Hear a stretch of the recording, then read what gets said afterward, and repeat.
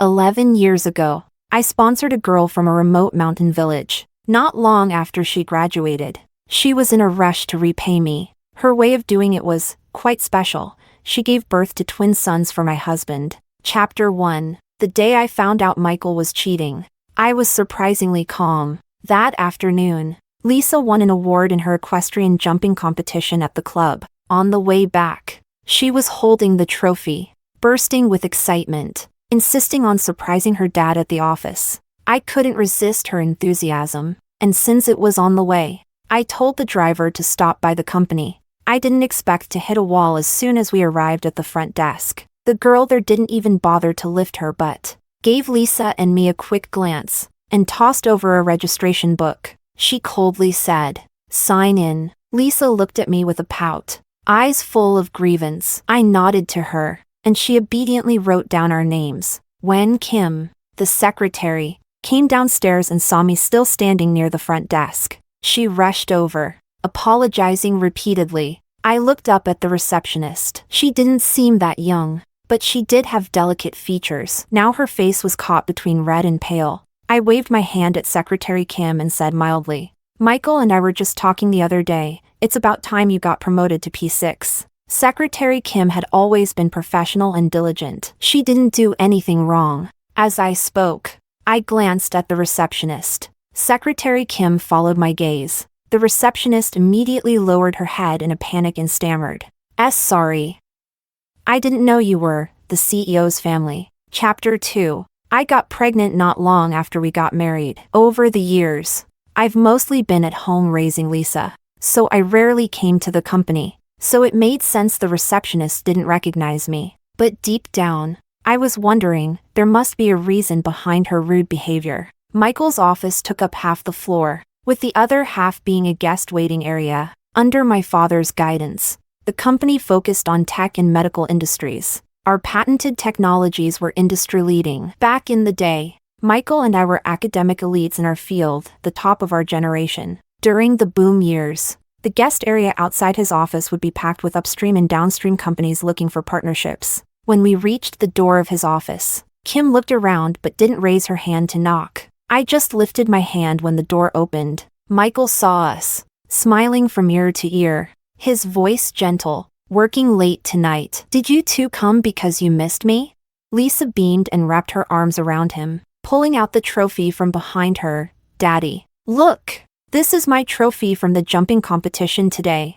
Michael took the trophy and smiled like a perfect gentleman. "Our Lisa is amazing. Daddy, aren't you going to invite me and Mommy in?" "Oh, look at me, too happy to think. Come on in." Lisa pulled me toward the sofa. Michael went to the tea bar himself to get us some water. The moment I sat down on the sofa, my brain buzzed like thunder.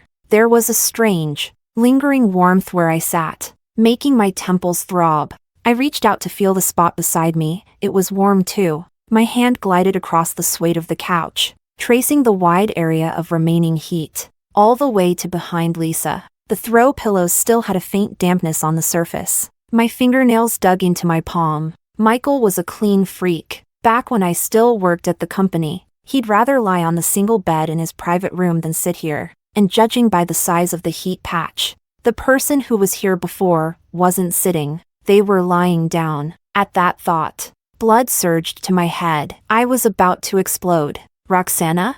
Chapter 3. Michael called out to me gently, but his voice still startled me. He walked around the sofa to stand in front of me, carefully placed the tea on the coffee table, and spoke unhurriedly. "This tea was just brought in from the south last month. It's a new variety, your favorite." I pretended to be calm, brought the cup to my lips, while my eyes wandered around the spacious office. I took a sip. Michael asked eagerly, "How is it?"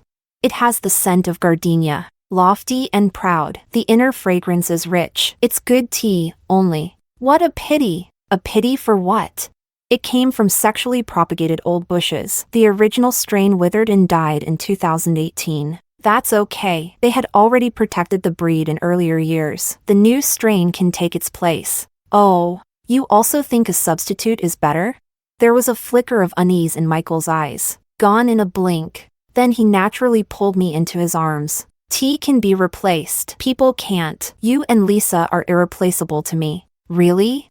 I glanced toward the frosted glass door of the lounge, just in time to catch a shadow flick past. For the first time, I didn't want to believe a word this man was saying. We were deeply in love, at least. That's what I always thought. Michael and I had started dating in university, each other's first love. Conveniently, our family backgrounds were also very similar. We were both locals from Shanghai. My family was rooted in the medical field, his in real estate development. Our parents were both well-known figures in their respective circles. From a young age, I had been raised with the expectation of marrying someone well-matched, and I had always felt lucky to meet Michael. Maybe because I never lacked anything. I had little desire for material things. I always thought, no matter rich or poor, no matter the social class, the happiest marriage was simply one where love and compatibility collided head-on. We dated for 4 years, studied abroad together, then got married after returning home. In our second year of marriage,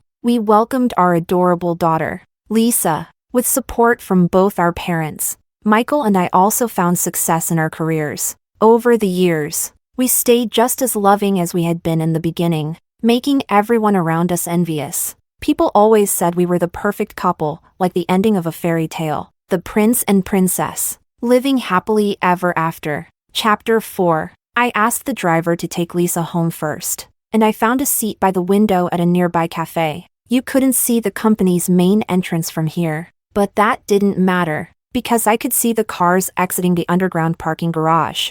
I finished 3 cups of Panama Champion bean coffee. Finally, around 6:30 p.m., I saw Michael's Buffett car drive out. I took a picture, along with the video I had just received, one where he and a woman held hands while getting into the car in the basement. I sent it all to Zach. He replied with a single question mark. Come meet me tomorrow at 10 a.m. in Central Plaza to sign a legal counsel contract. I'll send a driver to pick you up. You serious? You've been a housewife off the radar for years. What kind of legal dispute are you even consulting on?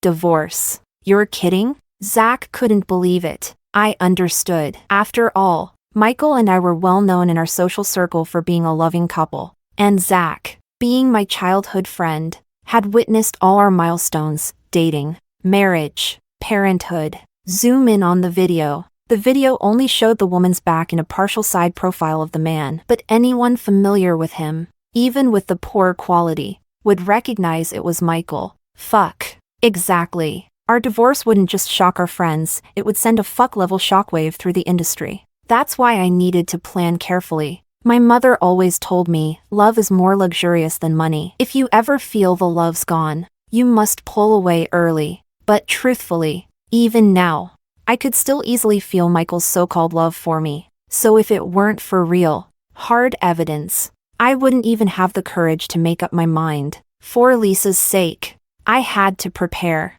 But before I made any moves, I had to find out who that woman really was. At 10 p.m. that night, I was still awake, too wired from the caffeine. Michael slipped into bed quietly. Before turning off the light, he even tucked the blanket gently around me. The moment the room went dark, when vision disappeared, all my other senses seemed to heighten. The exact same perfume the receptionist had worn hit my nose instantly from Michael's body. My tears streamed silently down the side of my face into the pillow. No sound. I bit the blanket and cried until dawn. Eventually, I got thirsty. I went downstairs to the kitchen for water. At the turn of the staircase, I saw Laura sitting on the living room sofa, as still as a statue. She turned around and saw me. Why aren't you asleep yet? Mrs. Roxana, there's something. I'm not sure if I should tell you. This is what's keeping you up.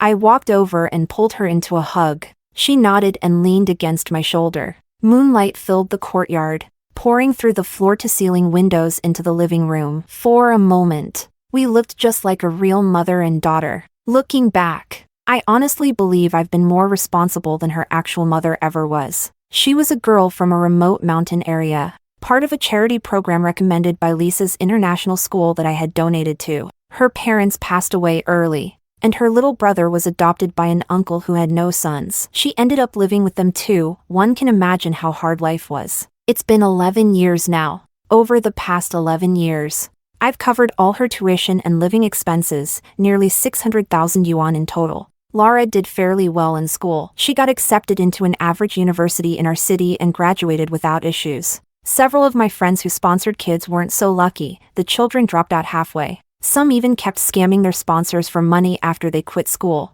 One friend was devastated and called me in tears, warning me to be careful and stay sharp. At the time, I was flipping through the letters Lara had written me over the years for holidays and birthdays. Reading those plain but heartfelt words, I had only felt lucky and deeply comforted. Chapter 5. The job market in 2022 was bleak. That was when Lara, freshly graduated, came to find me. Mrs. Roxana, my uncle said if I still can't find a job, he'll make me go back home and get married. He wants to use the bride price to help my brother. I don't want to go back. I don't want to marry some random guy. Please help me, just one last time. Her eyes were shimmering with tears, and she was nearly kneeling beside me. People in the cafe started glancing over at us. According to the agreement from the start, I was only supposed to support her through college. And, from a company HR perspective, her resume wouldn't even make it past an online screening. But I was her sponsor. If she were to go back to that mountain village, marry and have children, and fade into obscurity, then what would have been the point of all our effort over the past 10 years? Looking at that face, with features somewhat like my own younger self, something in me softened. Amid all the curious stares, I helped her to her feet and agreed to her request. Just last month, the water pipes burst in her rental apartment and flooded her downstairs neighbor's ceiling. She called me crying in the middle of the night. I contacted Michael and had legal counsel help her negotiate with the landlord. Knowing how hard life alone in the city must be, I simply brought her home to stay with us. When she first arrived, she was timid and cautious, but after a while, she blended into the family quite naturally. Now, she curled up on the sofa, her head resting near my neck, rubbing her fingers together, speaking in a barely audible whisper. Mrs. Roxana, if I said, I want to resign, would you be mad? I sighed. The heaviness in my chest grew stronger, but I still suppressed my discomfort and replied, no, but may I ask why? I'm getting married. Her expression held a touch of anticipation, though her tone was indifferent. To the same guy you mentioned before, the one your uncle wanted to exchange for a bride price? I frowned in confusion. No, this time, we truly love each other. I exhaled in relief. Then I wish you happiness. She couldn't contain her joy and hugged me. Really? You're really not mad? To quit working just because she was getting married? No, I wasn't angry, just a little disappointed. I sponsored you, but I don't have the right to dictate your life. My mother once told me, some costs should never be a factor in major decisions. That applies to investing in a person too. The next morning, I signed a legal retainer with Zach. We had a tacit agreement. Nothing would be made public until after Lisa left for her studies abroad next month. During this period, the most important task was to collect solid evidence of Michael's infidelity. I asked Kim, his secretary, to give me a copy of the surveillance footage from the day he messaged me, along with several months' worth of full-time footage from nearby cameras. I captured a few frames, all showing a woman's back. Strangely, her figure didn't quite match that of the receptionist girl. Zach, on his end, conducted a deep dive into Michael's finances. He found suspicious fund transfers. Looking at that thick stack of documents, I couldn't help but gasp. It suddenly became clear to me, whether a man cheats and whether he loves you, those are two completely separate things. Zach told me that if the surveillance didn't yield anything, the next breakthrough might come from Michael's phone. So every night, I played the role of the devoted wife who missed her husband, trying to find the right moment to sneak a look at his secrets. Since discovering his affair, I also noticed something I had never paid attention to before. He took his phone with him even when he showered. That made accessing his phone incredibly difficult. I messaged Zach, frustrated, even the universe isn't on my side. A while later, he replied, if the universe hasn't helped you yet, maybe it's because it still believes you can do it on your own. Chapter 6. On our 19th wedding anniversary, I suggested to Michael that we visit our alma mater, mostly because I missed Lisa so much. We flew together to California. When Lisa saw me, she ran up and hugged me tightly. All smiles. Dinner was joyful. Michael and I both drank quite a bit. By the time the drinks had gone to our heads, Lisa pulled me to sleep in her bed. Michael understood and stumbled off to another room. He'd always been busy with work, and Lisa had always clung to me more since she was little. As Lisa snuggled against me, her face glowed with happiness. "Mom, why don't you move to Irvine with me? Then Laura and I won't feel so lonely." "Laura? She's in Irvine too?"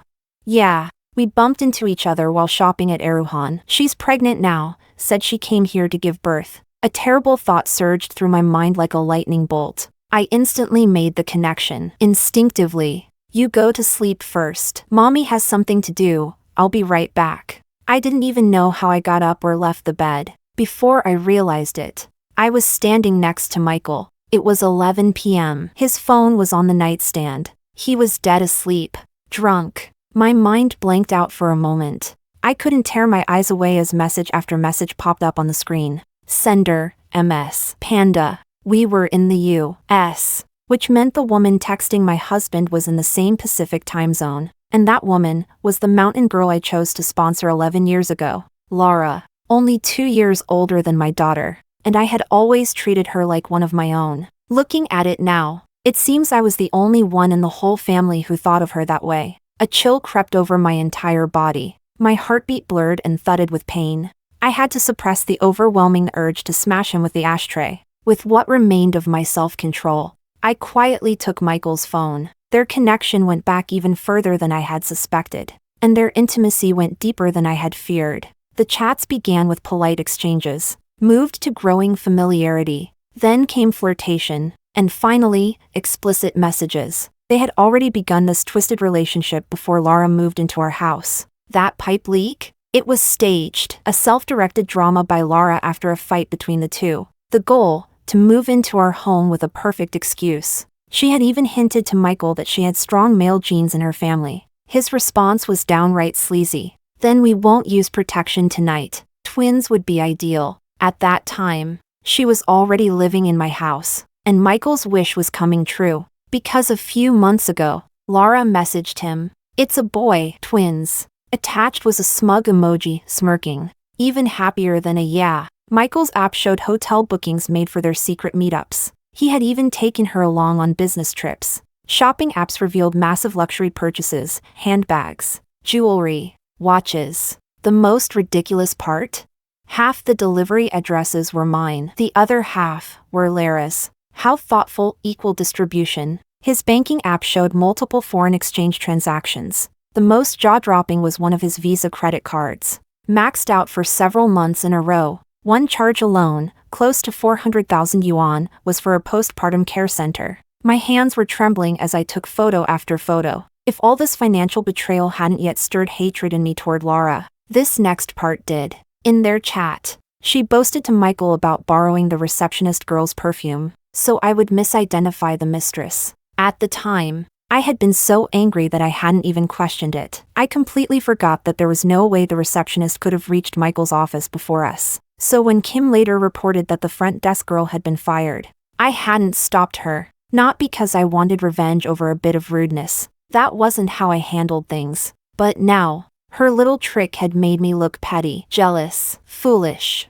I couldn't forgive myself for the way I had behaved. A deep sense of being played surged through me. Maybe it had been going on even longer. Maybe it went deeper than I'd imagined. Compared to what I gave her, every one of her choices felt like a knife in the back, trampling not just on my generosity, but on my values, my kindness, and my dignity. Burning with fury, I read Lara's last message to Michael. "If you don't come see me in the US soon, I won't make it, I swear." I curled my lips into a faint smile, and deep down, a plan was already forming. Chapter 7. Over the next few days, I took Michael and Lisa out for sightseeing and shopping, visited the UC campus too. I rarely post on social media, but during those days, I shared 3 updates. 1. An intimate photo of me and Michael in front of the Langsun Library. 2. A warm family portrait of the 3 of us. 3. A cheerful family vlog of our little adventure, all tagged with Irvine as the location.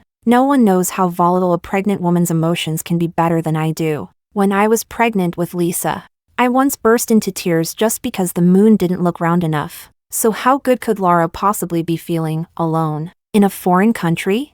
Sure enough, during our campus visit, Michael kept excusing himself to go to the restroom. Lisa and I sat on a bench near the anteater sculpture, basking in the California sun. She asked again, "Mom, can't you come stay in Irvine with me?" "Not right now, sweetheart, but I promise, once I've handled a few things, I'll come straight to you. Deal?" Lisa lay across my lap with a contented smile on her face. "Mommy will try, for you and for myself." I checked my phone and saw several messages. Zach told me that Michael's financial activity also included suspicious purchases of overseas properties. "With everything you've sent me, I think it's about time to pull the net tight. All right, send me the divorce agreement." I looked up and saw a handsome man walking toward me in the sunshine, stepping over fallen jacaranda petals. For a moment, it felt like we were back in our student days abroad. We used to attend class together, leave campus together, eat and live together. Even when he went back to China to visit family for a week, we cried like we couldn't bear the separation. That had been the time we were most in love. He reached me and tucked a stray lock of hair behind my ear. I smiled at him, as if nothing had happened. I told Lisa I wanted some ice cream and sent her off. Michael sat down next to me and pulled me into his arms, just like all those times we had sunbathed together on campus. "Michael." I leaned into his chest. One hand slipped into my pocket to start recording. The other casually played with his fingertips, softly brushing across them. His voice was as warm and magnetic as ever. "Let's get a divorce." My tone was so calm and natural, it took him a few seconds to realize what I'd just said. For a man always in control, the momentary blankness on his face was telling. But only for a moment. Michael's expression quickly returned to normal. He pressed his lips together, adjusted his posture, and turned to look at me, exactly as I expected. This was my best chance. I couldn't waste it. Strike while he still had feelings, before everything turned into full-blown war. Now was the time when negotiation would be in my favor. I might even gain things that would otherwise slip through my fingers if I could catch him in this window of guilt and regret. Just as he opened his mouth to speak, his phone rang. I glanced at the screen and immediately grabbed his wrist. "You still love me, right?" I looked up at him with teary eyes, voice trembling. Even a woman's tears can be a weapon at a time like this. "Of course," he replied firmly, gripping my hand tighter and rejecting the call. His palm was slick with sweat. He was clearly feeling the pressure. In all our years of marriage, I had never seen him so off balance, which only confirmed he never seriously considered the possibility that I would be the one to ask for a divorce. Chapter 8. "But you still cheated, didn't you?"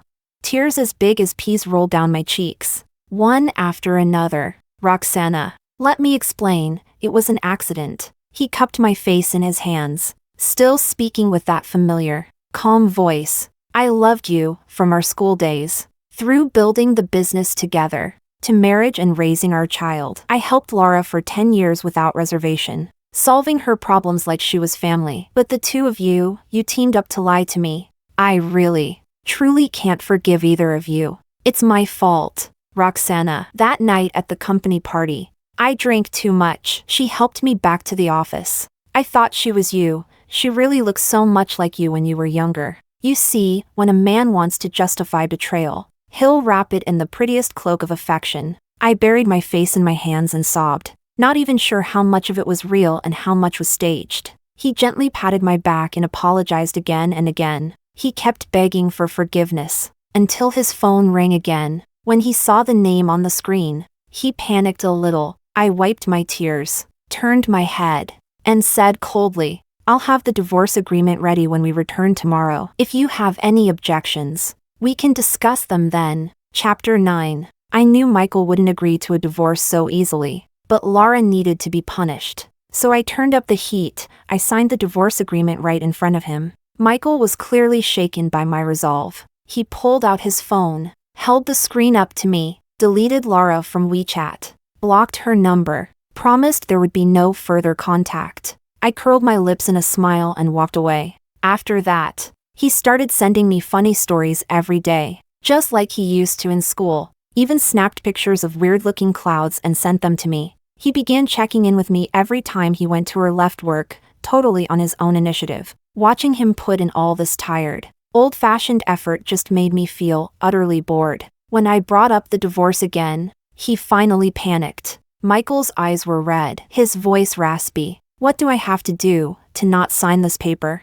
Roxana, I never once wanted to be apart from you. I looked up at him, my thoughts clearer than ever, then agreed to my father's investment. Michael was a businessman. He knew that kind of agreement meant handing over his back to the in-laws. Yes, we were husband and wife. But ever since I left the company early in its growth phase to become a full-time mother, my stake in the company, like my presence, had always been minimal. There was one niche project in the company that Michael and I had built together. Dozens of invention patents, core tech embedded, and massive industry potential. Capital follows profit. Originally, my father had wanted to partner with us by investing in that project. Michael turned it down, saying he was too overwhelmed and didn't want to take too big a step.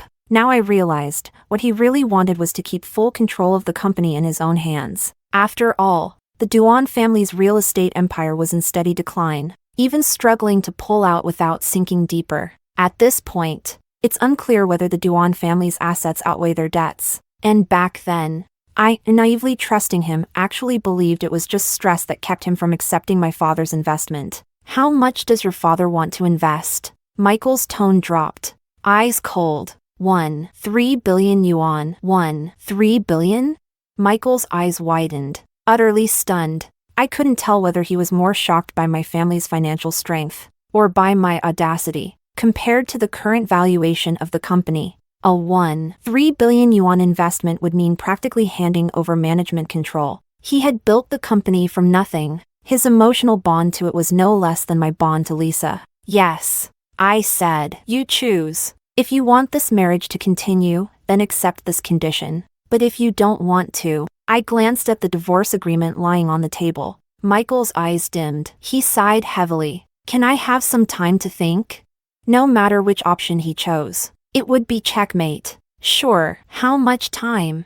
I straightened my coat and prepared to leave. 1 week. Good. Faster than I expected. Oddly, I felt a wave of ease wash over me, because I loved this feeling of holding all the power. Chapter 10. Early in the morning, Zach sent me a social media link. I tapped it open. Title, Waiting to Give Birth in the U.S., but can't reach my husband. Post content, staying at a postpartum care center, about to pay hospital bills, and my husband is nowhere to be found. In the comments, someone replied, are we talking legally wedded husband or just some guy who said sweet nothings? Reply, LOL, I'm dead. Zach's savage reply, why not try contacting the man's wife? Response, that's some abstract poetry right there. I clicked on the poster's profile and spotted a heart-shaped birthmark on her hand. Confirmed, it was Laura. I replied to Zach, gotta hand it to the power of big data. Enough to let the wife spot the mistress halfway across the Pacific Ocean. Oh, that random link I sent, was really her? What a golden opportunity. Go drag her. Let her flail naked in front of the internet. That would be meaningless. You're seriously holding back? You're hands down the classiest client I've ever worked with. Well, I like watching other people lose their composure. Smiling, I hit the follow button. If my previous 3 posts hadn't tipped her off to my thoughts, then following her barely followed account with my own profile, on purpose, was basically putting my cards on the table. That social media account of mine has been around for years. My page is filled with fragments of my life with Michael, from when we first started dating in college. Graduation photos, daily snapshots of our study abroad life,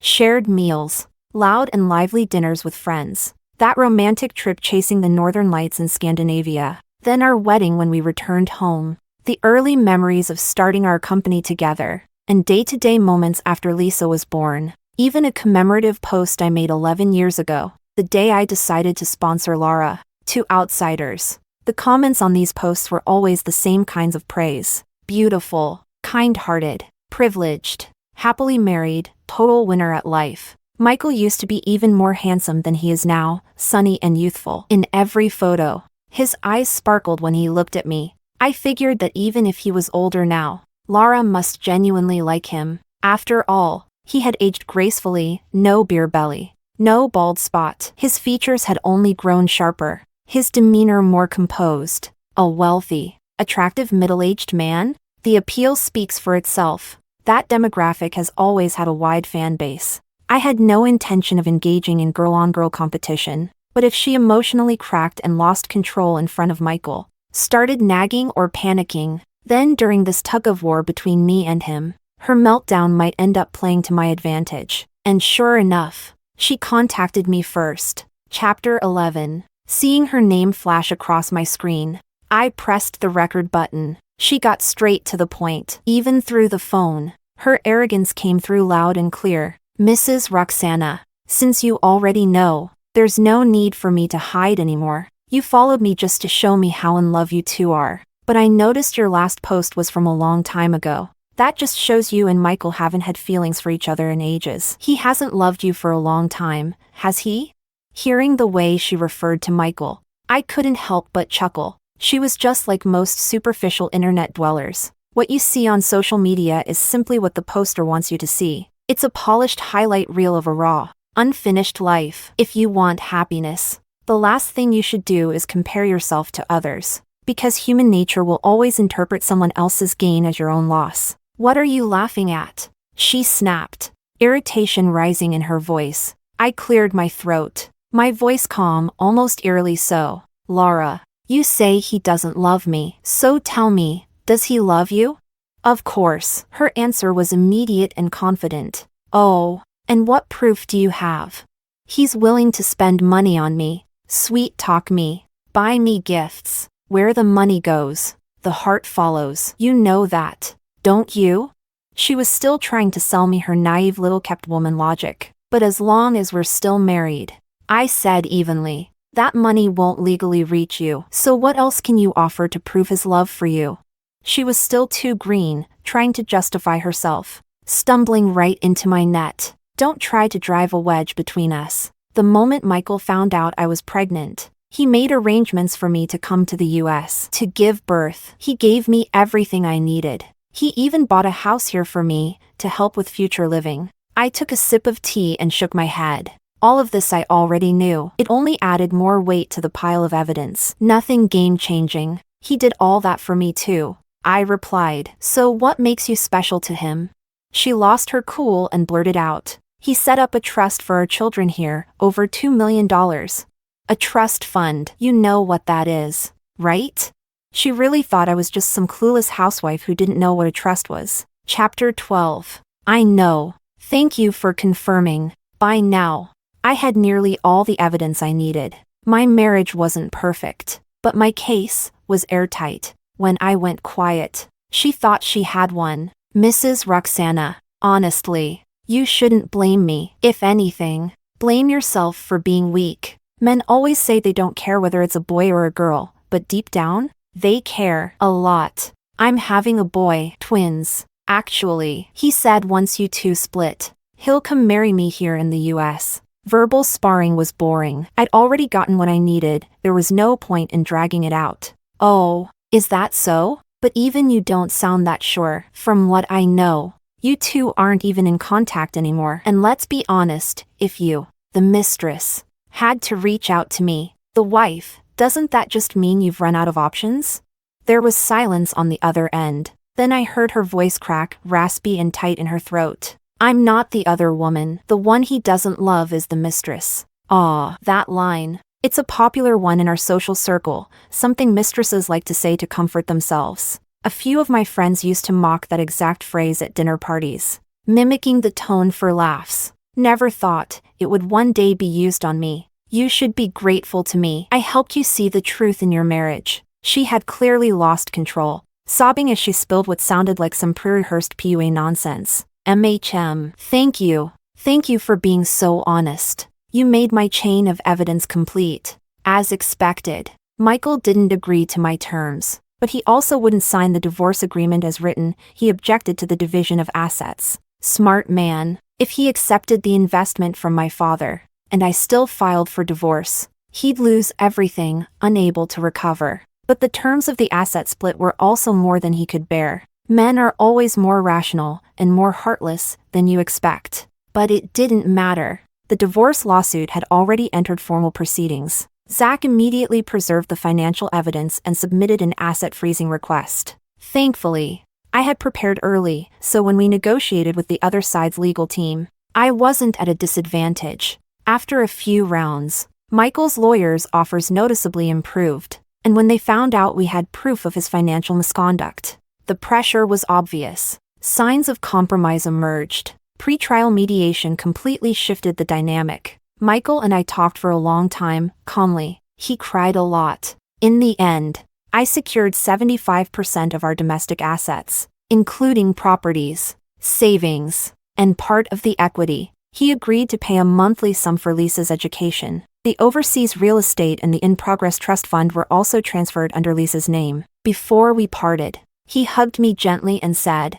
"This is all my fault. I'm sorry for the pain I've caused. At least, it's finally over." But Michael was wrong. From dating to marriage, I had always been emotionally steady, graceful, composed. We had never even had a shouting match. Even this divorce, we never tore each other apart. My kindness and quiet detachment had made him overestimate my moral bottom line. But I was, after all, a businesswoman's daughter. I handled things the way one does in business. Smile at the table, strike in the shadows. Originally, I held 15% of the company's shares. Michael had 51%. After the divorce, I got another 18% from his stake. At the most recent shareholders meeting, I rallied enough support, Kim's cousin, Song Ching, who held founding period shares, plus a few old acquaintances of my father. Together, we surpassed the 2/3 voting threshold. The board approved my father's capital injection plan and passed a new major strategic cooperation.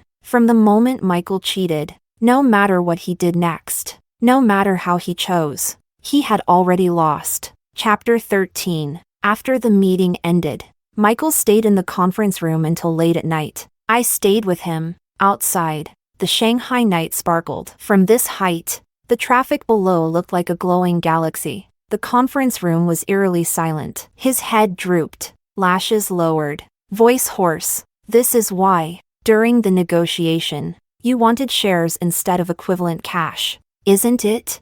"It is, but not entirely." In our second round of negotiations, his lawyer, following Michael's instructions, had tried to buy me out by cashing out the shares. It didn't work. Still, to lower his defenses, I didn't press him too hard. That made him feel safe enough to let me keep what looked like a harmless stake, one incapable of influencing major decisions. You seem to forget, before I became a housewife, I was also a businesswoman. Rather than worry about how the court might assess share value, I prefer to keep control in my own hands. In other words, I believe in the company's future more than I believe in a one-time payout. "Secretary Kim, what is she to you?" He turned to me, eyes filled with suspicion. "She was one of the students my mother sponsored 20 years ago." Michael's face instantly turned cold. So all this student sponsorship stuff, it wasn't about compassion. It was just part of a long game?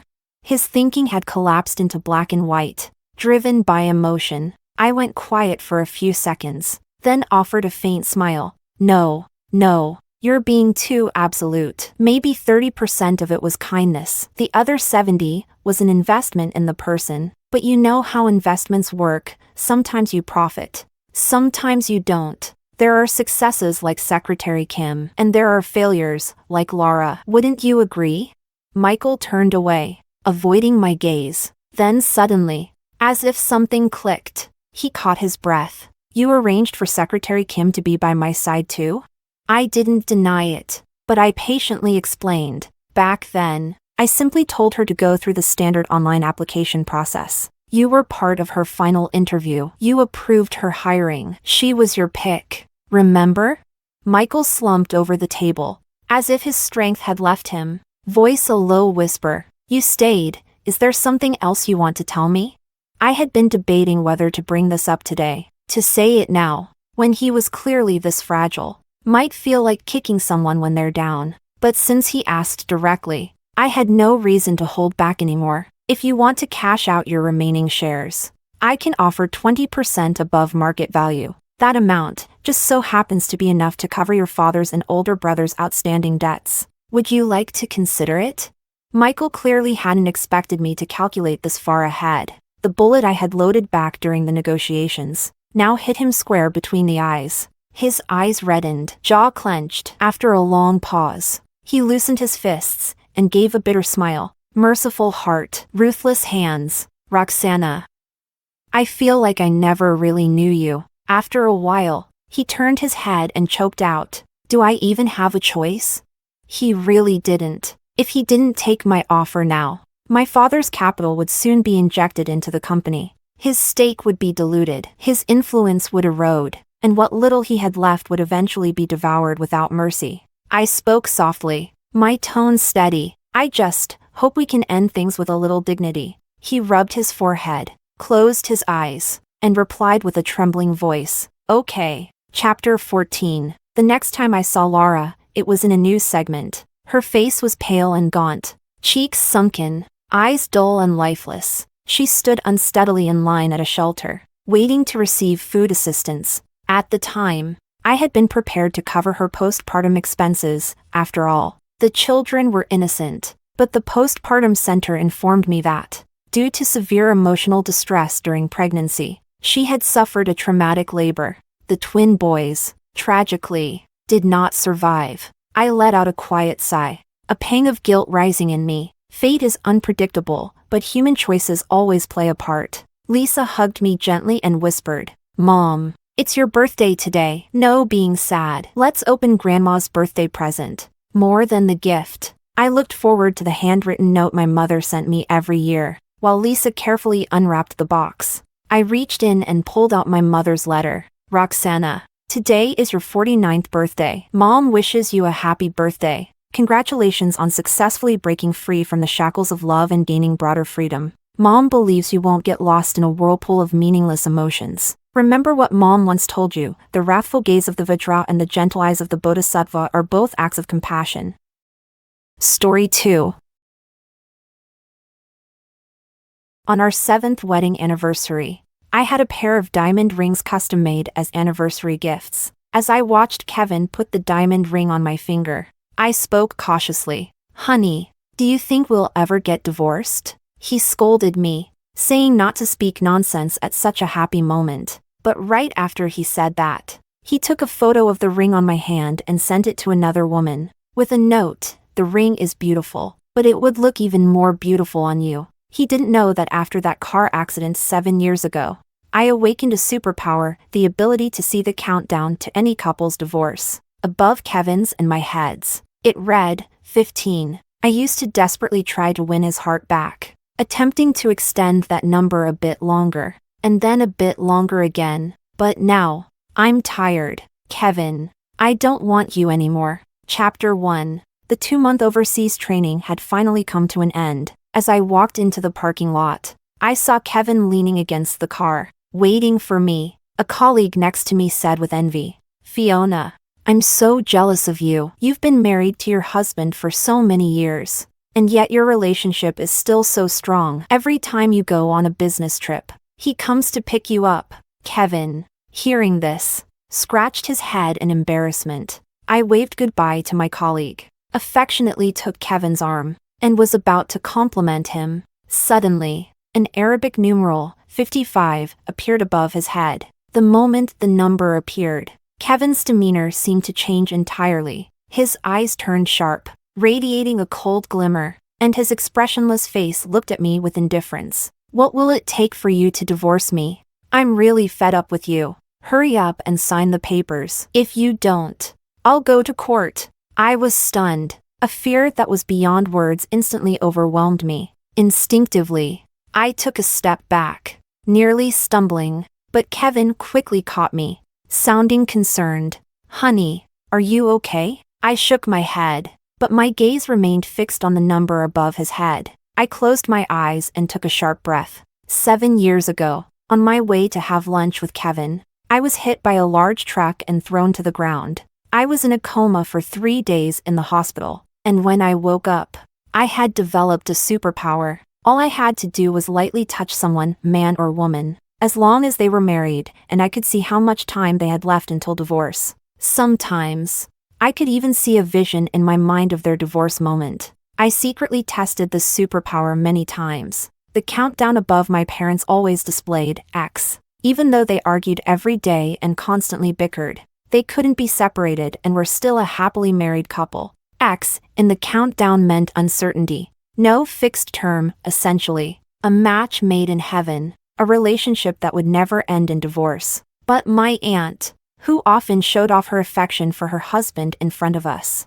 had a countdown above her head that read 9. I nervously counted the days. And finally, on the penultimate day, my aunt and uncle fought fiercely, insisting on getting a divorce. My parents came back from my aunt's house and told me that my uncle was addicted to gambling and even mortgaged their house. When my aunt found out, she demanded a divorce. And by dawn, the two of them had already gone to the civil affairs office to finalize it. At a college reunion, I saw an Arabic numeral, 16, above my classmate Elise's head. I found it unbelievable at the time. After all, Elise was the first among us to get married, and she had married into a wealthy family. Half a month later, Elise announced her divorce on social media. The reason? Her husband had been supporting another woman and had an illegitimate child. Although my superpower had proven itself true, I always kept it to myself. Not getting involved in other people's destinies was my rule in life, until I married my childhood friend Kevin. Kevin was 2 years older than me.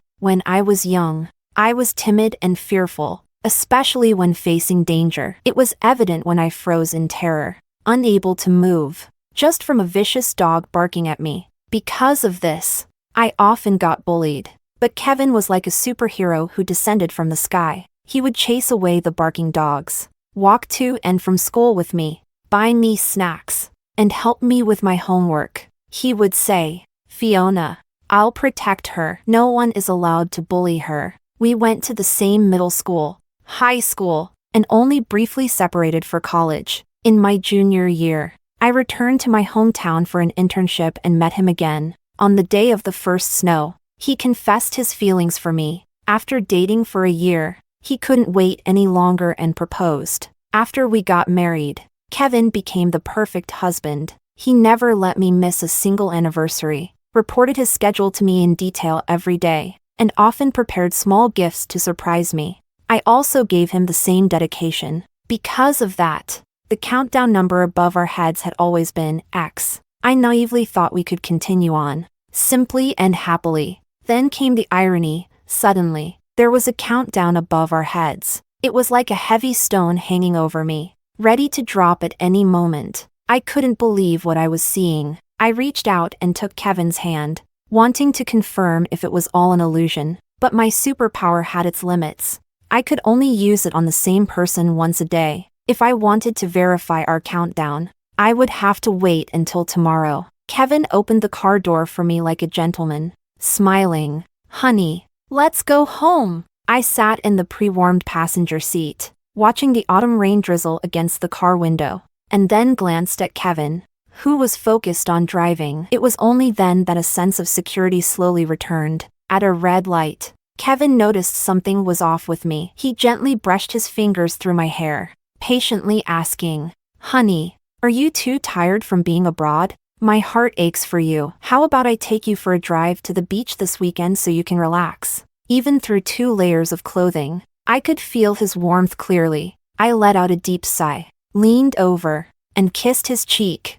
"Thank you, sweetheart." Then, without being able to hold back, I added, "Honey, I'm feeling a bit down today. Clara from our research institute is getting a divorce." She cried the whole way on the plane. "Honey, I want to ask you something. I mean, just hypothetically, if one day we were to get divorced, could you be the one to bring it up first?"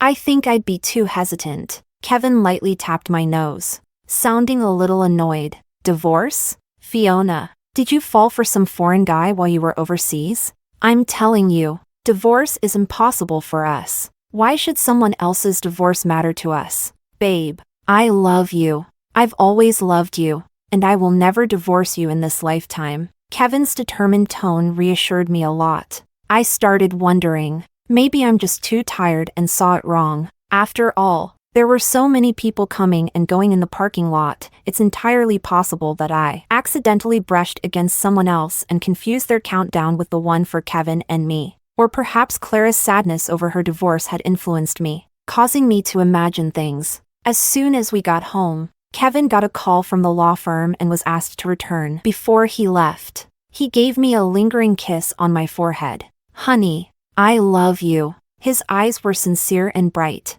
like brilliant stars shining in the night. How could someone like Kevin possibly divorce me?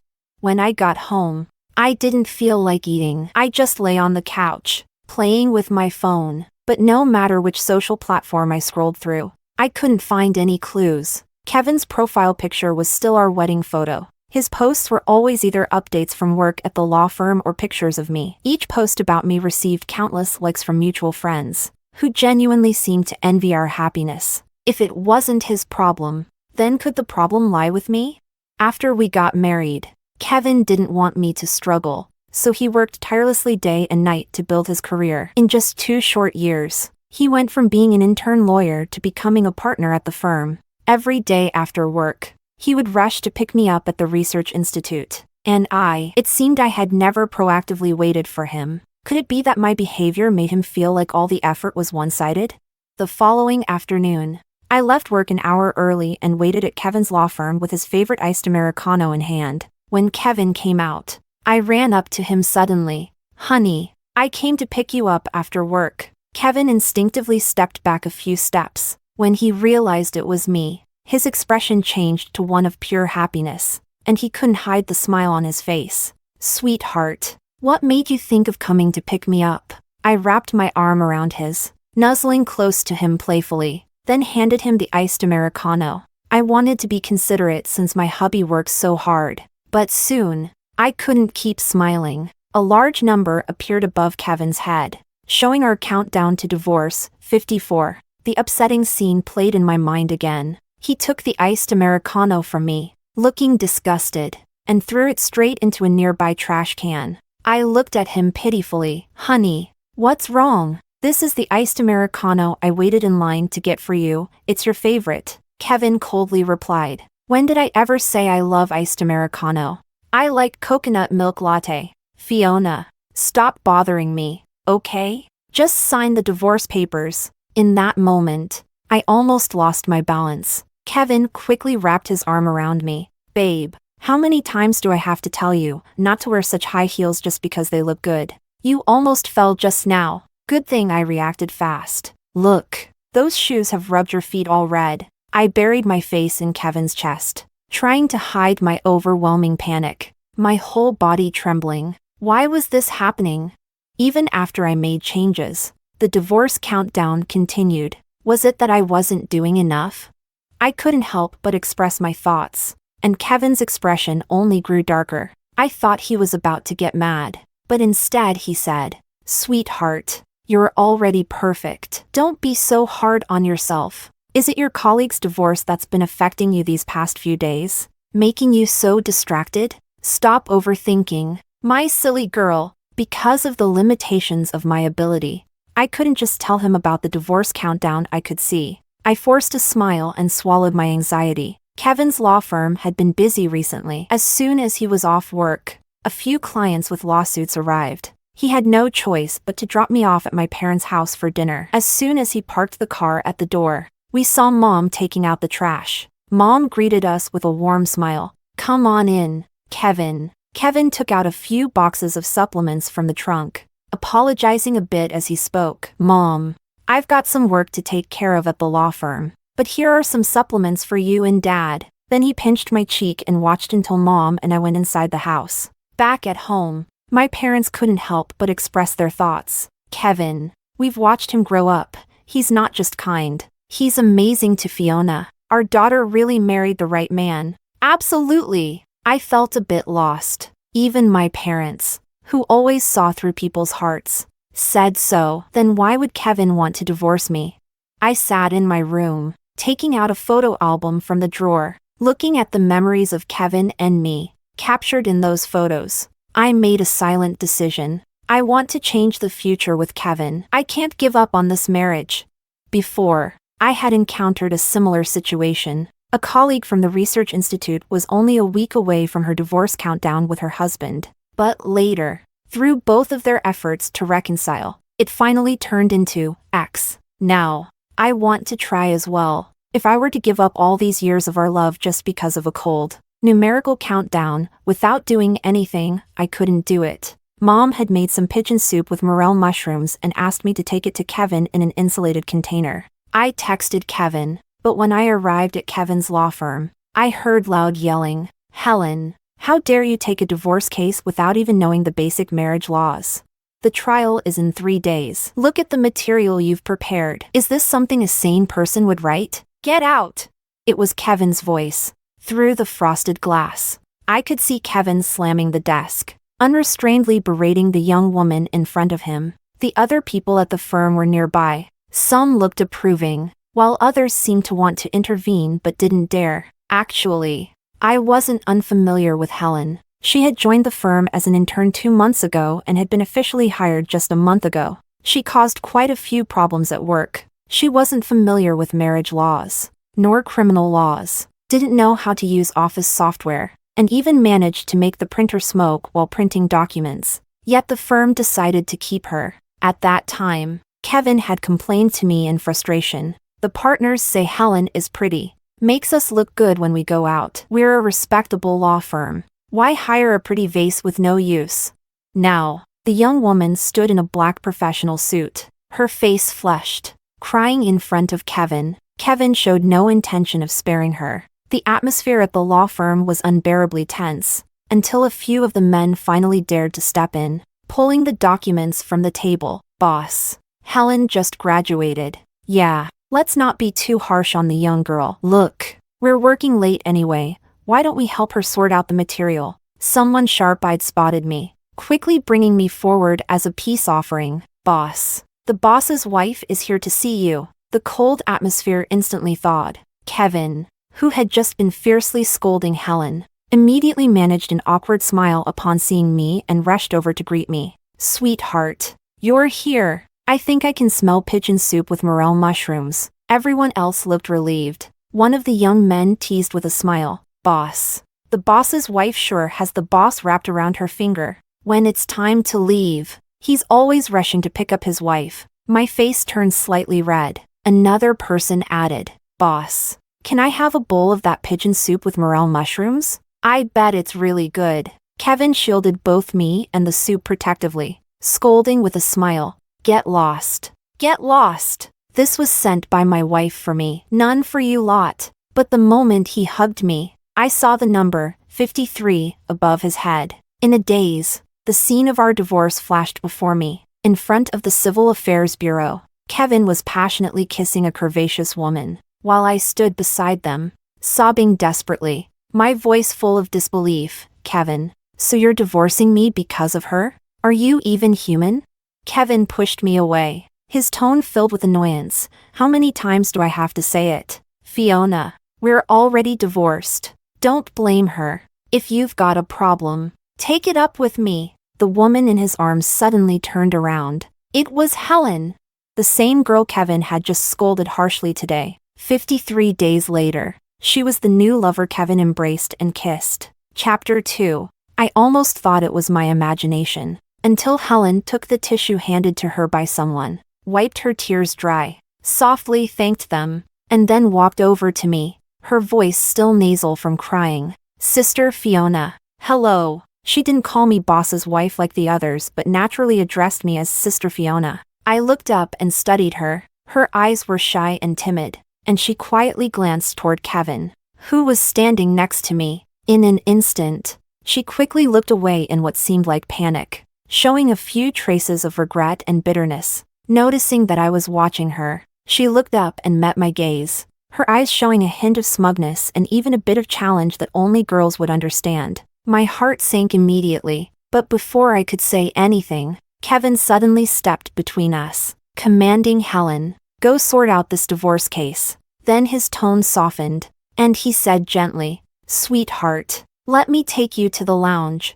Helen immediately looked down, pouting with dissatisfaction. I clenched my fist. struggling to maintain the smile on my face, but without any valid reason to act on my emotions. I had to suppress my mixed feelings and followed Kevin out. The lounge was quiet. I served Kevin a bowl of soup, watching him drink it with a satisfied expression. There were so many questions I wanted to ask, but I didn't know where to begin. What could I say?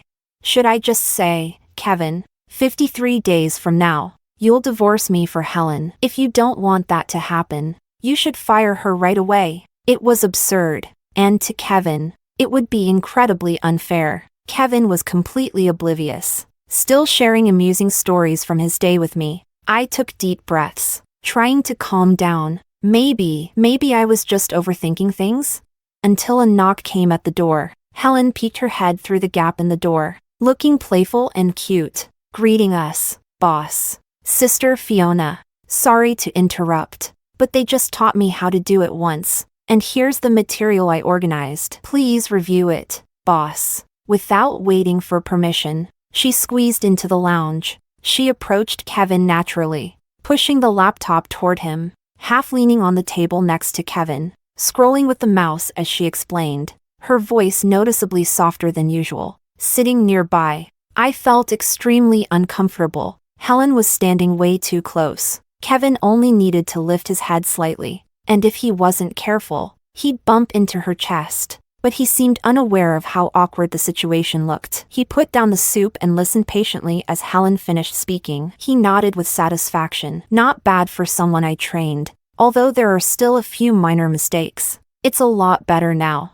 Helen beamed brightly, quickly glanced at me, and said, "Thank you, boss." She then took a quick look at the thermos I brought, her face full of envy. Sister Fiona, that soup smells amazing. I hope I'll have that kind of luck someday too. Suddenly, she covered her mouth, her face showing a look of sudden realization. Her expression was filled with regret as she said, "Oh, did I interrupt you too? My apologies, boss. I shall take my leave. Please carry on." Kevin watched Helen leave the lounge, and he smiled. Not bad.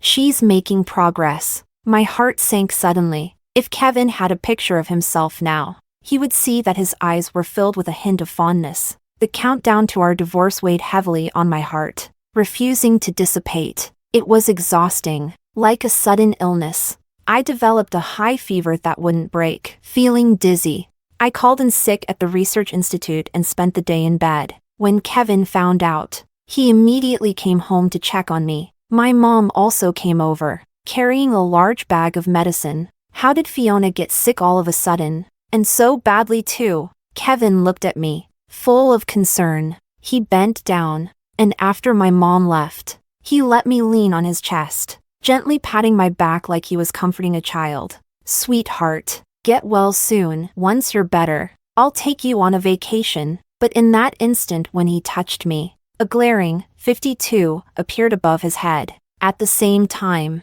I saw the scene of our divorce again. This time, besides Kevin, Helen, and me, my parents were also there. Mom was wiping away her tears while helping me up from the ground, glaring at Kevin. "Kevin, what did we do to you? What did Fiona do wrong?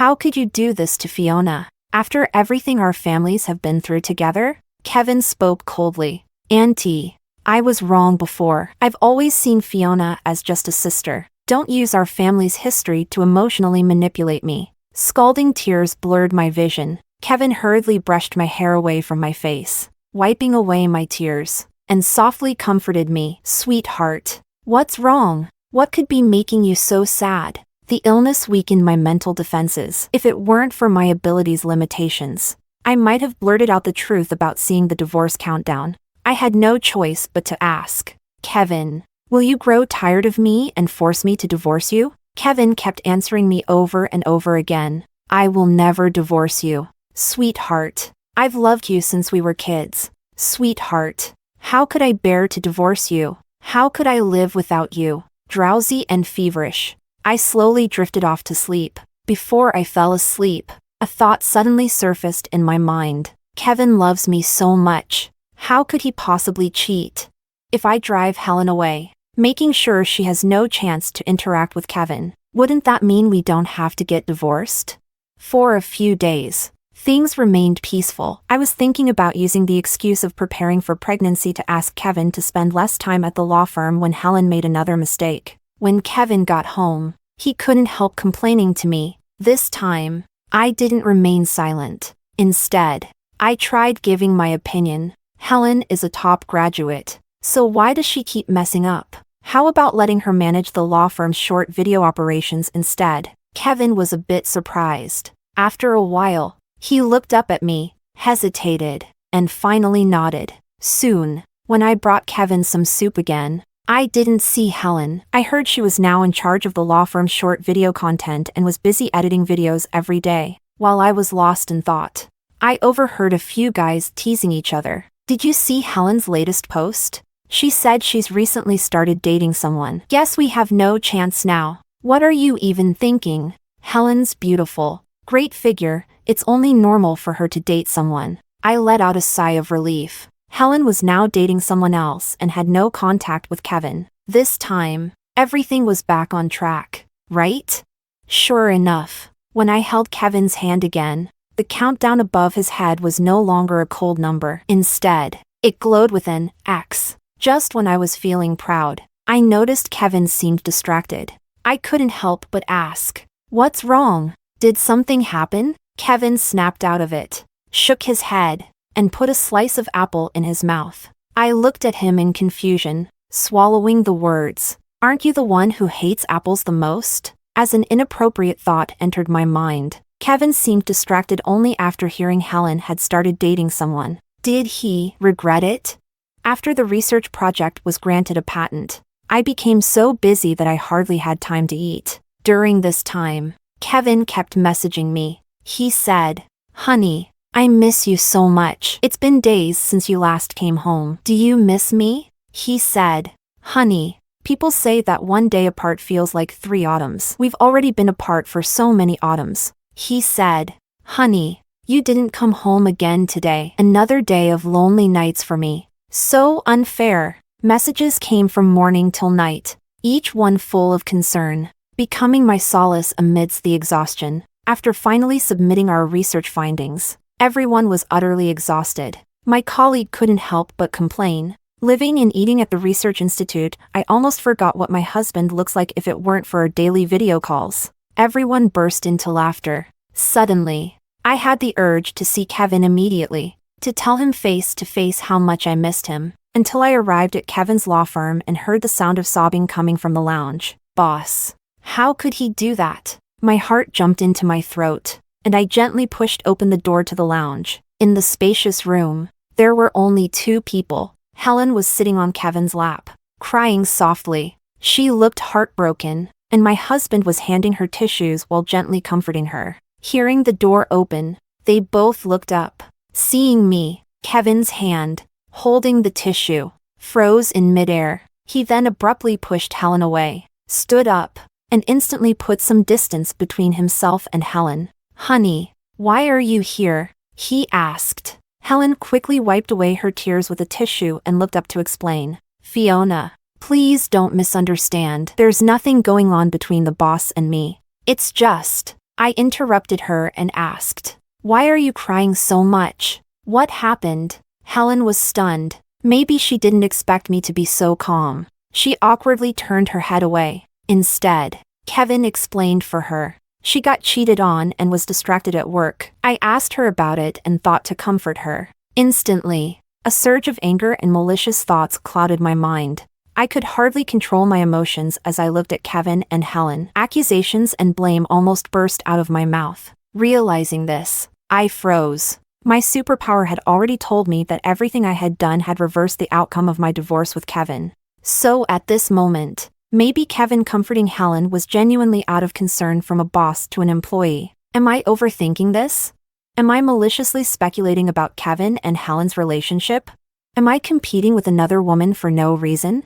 While I was lost in thought, Helen had already left the lounge, leaving only Kevin and me. He held my shoulders, pulling me out of my reflection, and spoke with some concern. "Fiona, I was really just comforting her. I reflected on it just now and realized that in the future, I should leave that kind of thing to someone else.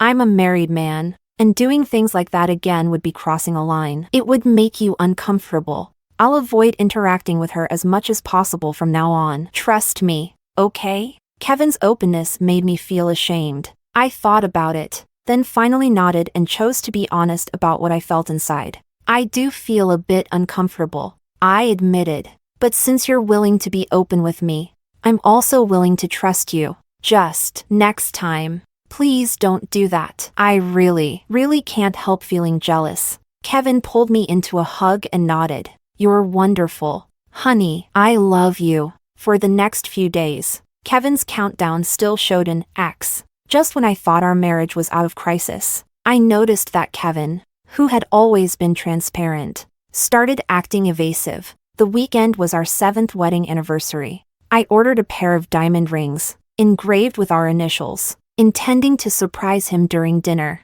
But as soon as he came home, he seemed lost in thought. I shared with him the dishes I'd prepared that day, but all I got were perfunctory hums in response. He was glued to his phone, like he was waiting for a reply from someone. Not only that, but he kept the screen away from me, though from the reflection on the glass, I could see he was in a chat window. Who was he chatting with? What was it about that was more important than talking to me? I started overthinking, until dinner, when I took out the diamond rings. He looked happy, taking several photos of the rings. Honey, you put so much thought into this, he said. I forced a smile, not wanting to ruin his mood on our anniversary, until he went to the bathroom, leaving his phone on the table. I couldn't resist my curiosity. After hesitating for a long time, I finally picked up his phone. What greeted me was Kevin's chat interface with someone saved as sweetheart. I knew right away who it was. The messages shared every little detail of his day, including the diamond rings he had just photographed. Kevin chose the best angled photo and sent it with the note, "The ring is beautiful, but it would look even better on you." The boulder that had hung over my head finally dropped, shattering my belief in our marriage. I smiled bitterly. Before Kevin came back, I locked his phone and placed it back on the table, smiling at him as he put the ring on my finger.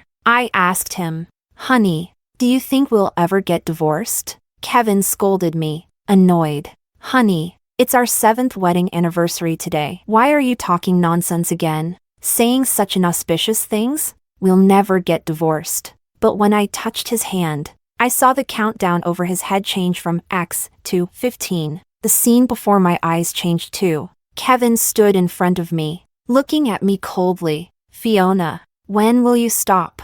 he said. "I know it was wrong for me to bring up divorce, but you can't force love. I love Helen. I can't live without her. Please, just let us be. Be a good person for once, can't you?" Coming back to the present, seeing Kevin pretending to focus on his food while glancing at his phone from time to time, I let out a heavy sigh. That's it, Kevin. I did my best. In the countdown curse, I lost. And I lost completely. I pretended to brush back my hair, but actually, I was quietly wiping away the tears at the corners of my eyes. I asked calmly, "It seems you haven't mentioned Helen lately. How is she doing?" Kevin instinctively tightened his grip on his phone, then realized how abrupt his reaction was. He awkwardly smiled and released his hand. He smiled faintly. "Helen? I haven't seen her in a long time. Why do you ask all of a sudden?" I shook my head, watching the beads of sweat slowly rolling down Kevin's forehead, and gave a sweet smile, using an excuse to change the subject. But in my heart, I'd already made a decision. "Kevin, I don't want you anymore." For the next few days, Kevin was extremely attentive. He picked me up from work every day, and he cooked every night, trying out different dishes. I smiled without comment. I accepted Kevin's kindness without question, and I didn't care how far things had gone with Helen. He had no idea that I was already prepared to divorce him at any moment. I was waiting for an opportunity, a chance to bring up the divorce naturally. And sure enough, I got my chance. During a previous visit to Kevin's firm, I had added the receptionist Anna's WeChat. Anna was graceful and kind. I stared at her message. "Boss's wife. I heard that the boss is having dinner with Helen tonight at Black Pearl. If it's convenient for you, you might want to check it out." Her reminder was tactful and considerate. I thanked her, then asked my parents to accompany me to a shopping mall near the restaurant. I bought a few outfits for my mom and a new pair of shoes for my dad. When we got to the top floor of the mall, I walked in, step by step. With each step, my feet were shaking. I was here, finally. It was time to say goodbye to the man I'd loved throughout my entire youth. Until I got to the window. With years of familiarity, I recognized Kevin immediately. Helen was sitting across from him. They seemed to be arguing about something, and the argument grew more heated, until Kevin suddenly stood up, moved to sit next to Helen, pulled her into his arms, and kissed her passionately without a care for anything around them. At that moment, bile rushed up from my stomach. I bit down hard, forcing back the urge to vomit. By now, my parents had also seen everything clearly. My mother gasped, holding on to me with one hand while stopping my father from rushing in to hit someone with the other. "Don't lose your temper, Fiona. Don't scare Mom." My forehead was covered in cold sweat, my vision blurred with black spots. But I still forced myself to take out my phone and called Kevin.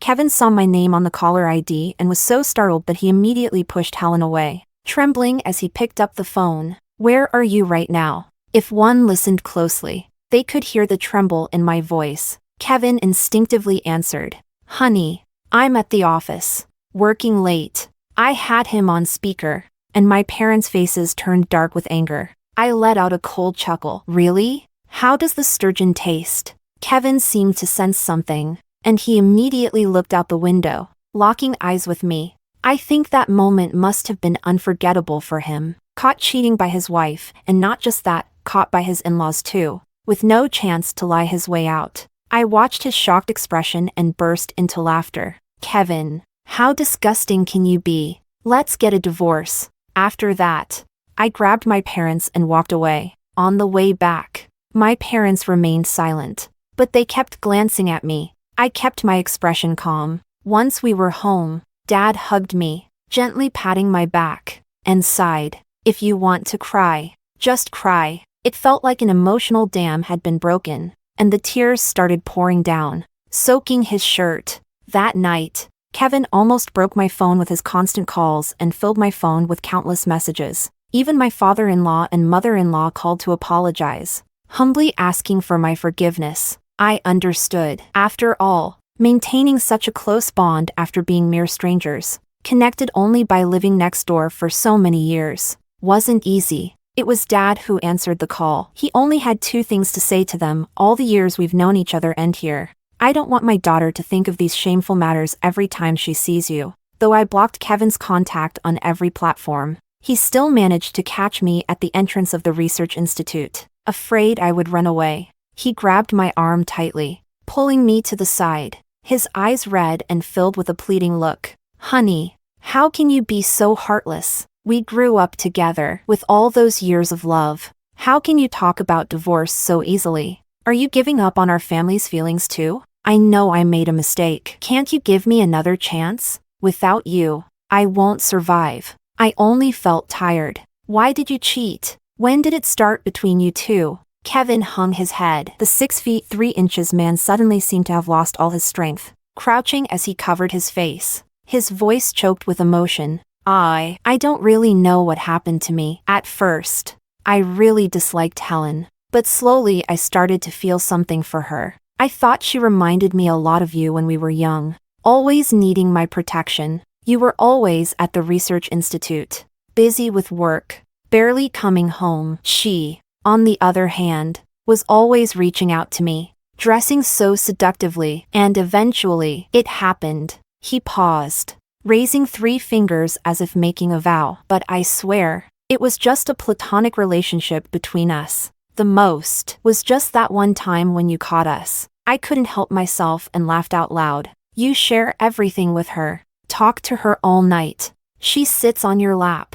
You passionately kiss her. And now you tell me that it was just that once. Do you think I believe you?" Kevin's eyes turned red, and his voice grew hoarse. "Honey, I truly know I was wrong. Please don't divorce me, okay? I'll change. I'll change right now. I'll fire her and never contact her again, okay?" From beginning to end, I remained calm. "Kevin, after all these years together, You let yourself be seduced by someone you just met. And now you have the nerve to swear to me like this. Do you even have a conscience? Kevin's face went deathly pale. Him being asked for a divorce was what he deserved. After a long pause, he finally spoke, his voice almost a whisper. Okay, I agree. Let's get divorced. When we came out of the Civil Affairs Bureau after finalizing the divorce, he tried to stop me again, still hoping for reconciliation. I sighed, stepping around him and getting into the car. Before I got in,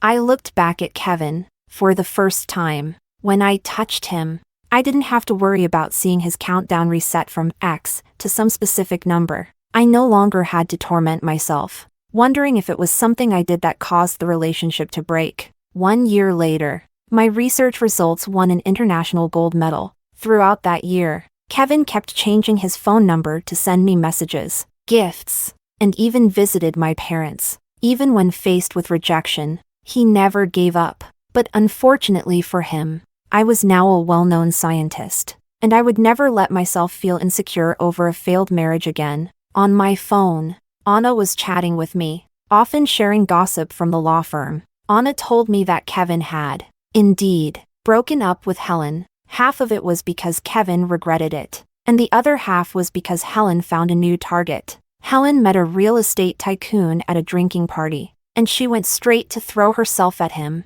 Unfortunately for her, the tycoon was quite sharp and only treated her as a one-night stand. Afterward, he dumped her. After getting rejected, Helen went to Kevin, asking him to take her back. But Kevin didn't want anything to do with her. If it weren't for you, I wouldn't have divorced my wife. They say Helen cried as she left the law firm. Anna, still waiting for my reply, couldn't help but ask again, Fiona, aren't you interested in the gossip about your ex-husband? Without even thinking, I replied, not interested. There was a long silence from the other side before she responded with 2 words, you're unstoppable. As I waited in front of the law firm for Anna to get off work so we could go shopping together, I ran into Kevin. His joy almost overflowed on his face. Fiona, did you come here to see me? Anna bypassed him, proudly walking towards me. Fiona, let's go. Kevin was stunned, quickly stepping in front of me, asking, Fiona, won't you forgive me yet? I sighed helplessly. A year of busyness had blurred my memory of that failed marriage. I smiled faintly. Kevin, just look ahead. Kevin persisted, saying, Fiona, are you really going to ignore my changes? My efforts over this past year? Can we get married again? A sudden, urgent ringtone interrupted him. It was my new boyfriend, a young actor 6 years my junior, shamelessly complaining over the phone about how much he missed me. I smiled sweetly as I replied to him. Kevin's face turned pale. As long as you agree to remarry me, I promise I'll never cheat again in my life. And what about the man on your phone? Can he promise you he won't cheat? I couldn't help but laugh. Kevin, did you think of this outcome when you cheated on me? You, a law firm boss. Shouldn't you be embarrassed? Kevin was dumbfounded on the spot. I linked arms with Anna, waved goodbye to Kevin with flair, and walked away. For a while, I wondered why. After the car accident, God gave me such a superpower. Wasn't it purely to torment me, leading me to constantly stress myself out? It wasn't until the day of the divorce that I finally understood. This superpower was just an ordinary timer. The direction things took was always decided by people. Some people are fated to meet. Missing them can also be a blessing, and my wonderful journey as a leading woman had just begun.